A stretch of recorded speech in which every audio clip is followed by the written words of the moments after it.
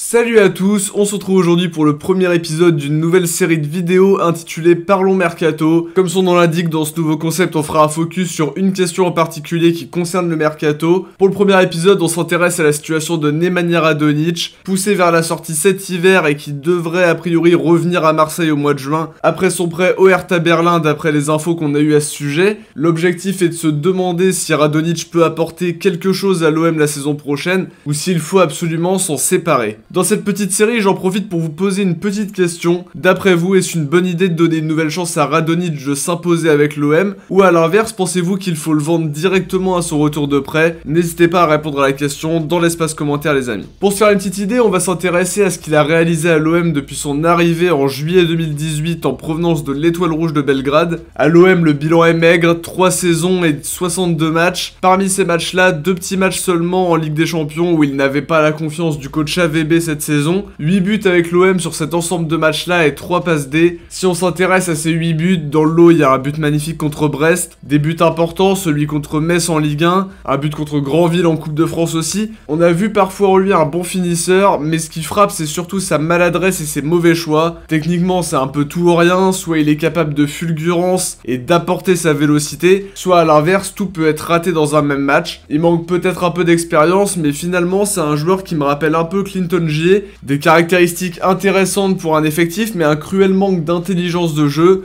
On a pu compter sur lui pour marquer des buts importants, on parlait de Brest un peu plus tôt et c'est je pense l'exemple parfait, but à la 89e pour arracher la victoire. Cette saison il n'a marqué que contre Montpellier et Monaco, ce qui peut s'expliquer par un temps de jeu réduit, 15 matchs, 540 minutes sur le terrain environ. Il a recommencé à avoir du temps de jeu juste avant son départ. Sous Garcia il n'était pas titulaire, sous Villas-Boas non plus, mais il a eu son importance sur certaines rencontres qu'il a su faire basculer grâce à son entrée. Un de ses problèmes récurrents à mon sens, c'est cette incapacité à faire un bon match quand il est titulaire. C'est une des raisons pour lesquelles le club a décidé de s'en séparer à mon sens. Il n'arrive pas à enchaîner et ne confirme toujours pas les espoirs placés en lui quand le club est allé le payer 12 millions à l'Étoile Rouge. Le prêt avec option d'achat est intéressant pour limiter la casse, c'est pas un joueur qu'AVB avait choisi à proprement parler, Sampaoli non plus, il l'a pas connu au club. Si le Hertha Berlin lève l'option, l'OM récupère plus ou moins la même somme investie en 2018. Maintenant, AVB se disait déçu d'avoir appris le départ de son joueur le jour de la fermeture du Mercato, signe qu'il comptait un peu sur lui pour la fin de saison, comme en témoigne son temps de jeu retrouvé avant son départ. D'après moi, le dossier Radonjić, c'est surtout Longoria qui n'est pas forcément satisfait et qui aimerait refaire l'équipe à son image. Radonjić, ça vient des idées du tandem Garcia-Zubizarreta qu'il avait recruté à l'été 2018 pour renforcer l'équipe. Quand un DS réussit à se séparer très vite d'un joueur, c'est qu'il ne le désire pas du tout. Sampaoli aura peut-être son mot à dire si l'ailier revient au club, peut-être qu'il imagine l'intégrer à sa tactique, peut-être qu'il trouve son profil intéressant ou qu'il pense pouvoir le faire progresser, ou à l'inverse, il pense la même chose que Longoria sur Radonjić et voit en lui une erreur de casting. Maintenant, c'est un joueur plutôt jeune qui a des qualités, même s'il y a énormément de choses à perfectionner, toujours beaucoup trop de déchets. À 25 ans, il est international serbe, ce qui lui donne une bonne cote de popularité. Je pense qu'il peut toujours intéresser des clubs, la preuve avec le Hertha Berlin qu'il prend en prêt cet hiver. Sa valeur marchande a un peu baissé et atteint les 4,5 millions sur Transfermarkt. Il lui reste 2 ans de contrat avec l'OM et la question est de savoir s'il peut progresser jusqu'à dépasser le prix d'achat ou si ce joueur est condamné à stagner. Est-ce qu'il parviendra à gommer ses défauts, à être plus régulier, moins brouillon, exploiter au maximum ses atouts et être plus décisif? C'est pas sûr, même s'il s'est mieux illustré sous AVB que sous Garcia. S'il revient pour s'imposer, il faut qu'il soit capable de quitter ce rôle de joker qui l'accompagne de Marseille à Berlin. Pour le moment, il a pas montré qu'il en était capable à l'OM et c'est à ce niveau-là que je doute un peu.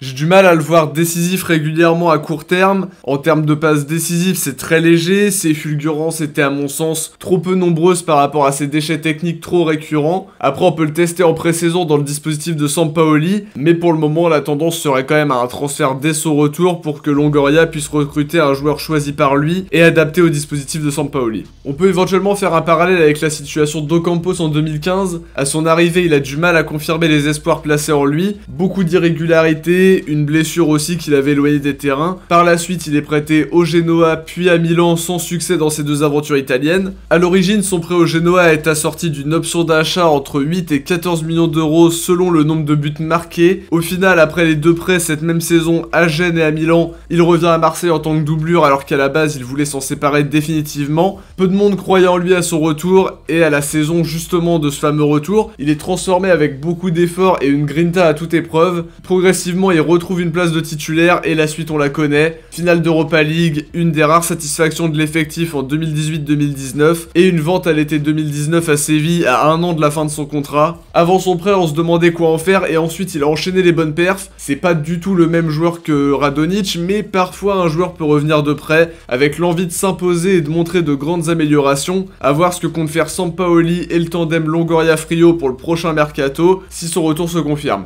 Le Serbe indiquait en tout cas qu'il quittait l'OM puisqu'il n'avait jamais eu la garantie de pouvoir jouer au match suivant. Pas sûr que ça l'intéresse de revenir si la situation reste la même et son prêt en Allemagne conforte plutôt cet avis-là. En l'état actuel, son début de saison avec l'OM n'est pas rayonnant, pas dans le contenu ni dans les statistiques. Il n'a pas convaincu non plus avec le Hertha Berlin, une blessure qui l'a éloigné des terrains 2 semaines et un statut de joker qui l'a suivi jusqu'en Bundesliga. Aucune titu et sa plus longue apparition sur le terrain n'a duré qu'une mi-temps. Bien entendu les amis, Radonjic peut encore s'imposer en Allemagne d'ici la fin de la saison, même si ça s'annonce compromis. Il reste encore 8 matchs de Bundesliga et l'ailier serbe aura un rôle à jouer pour maintenir son club qui n'a pour le moment que 2 petits points d'avance sur l'Arminia Bielefeld avant-dernier du classement. Dans le cas d'une relégation, on imagine mal voir un club relégué lever une option d'achat à hauteur de 12 millions et dans le même temps on imagine mal Radonjic vouloir y rester aussi. L'intérêt pour l'OM serait qu'il retrouve des sensations, un temps de jeu régulier et des statistiques pour que la cote de son ailier reste intacte et que le club puisse le revendre l'été prochain, cette fois-ci définitivement. Évidemment, il faudra être attentif au progrès de Luis Enrique qui commence à avoir un petit peu plus de temps de jeu depuis l'arrivée de Sampaoli et qui compte déjà 3 passes dès cette saison. Payet replacé dans l'axe depuis quelques matchs, est-ce qu'il continuera à ce poste ou est-ce qu'il sera utilisé à gauche comme avec Villas-Boas? La concurrence aura son importance. Si le club est suffisamment fourni en ailier gauche, Radonjic sera une nouvelle fois poussé vers la sortie. Il a des qualités notamment de vitesse et d'élimination mais est encore trop irrégulier pour le moment. Souvent on a l'habitude de dire qu'il faut être patient avec une recrue, mais quand ça fait 3 saisons qu'il n'arrive pas à convaincre, je suis pas sûr que ce soit utile pour l'OM de retenter l'expérience une nouvelle fois. Tout dépendra aussi des garanties que Radonjic peut offrir sur le terrain. On arrive déjà à la fin de cette vidéo les amis, j'espère que le premier épisode de ce nouveau concept vous a plu. N'hésitez pas à me soumettre des questions du mercato pour qu'on puisse le choisir en tant que prochain thème pour le prochain épisode. J'espère en tout cas que la vidéo vous a plu, si c'est le cas faites-nous vos retours en commentaire. On se retrouve très vite pour des vidéos d'actualité et pour d'autres épisodes de Parlons Mercato pendant la trêve internationale. Ciao, portez-vous bien et surtout allez l'OM.